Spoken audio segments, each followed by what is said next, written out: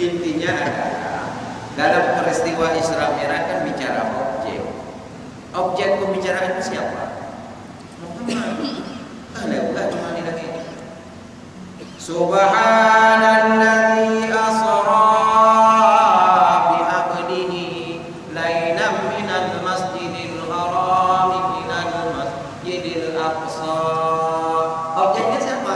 Muhammad, bukan Tuhan. Wahai Muhammad ija ulangit, hendaklah Tuhan di langit. Saat Muhammad di langit menerima wahyu, bukan Tuhan di langit. Apa hukum logika manusianya? Pahami lagi lewat logika. Kita telepon, halo Barack Obama, how are you? Sudah kita komunikasi lewat HP dunia online. Dia bercerita kepada temannya, dulu baru berjumpa dengan Barack Obama. Belum ya cek.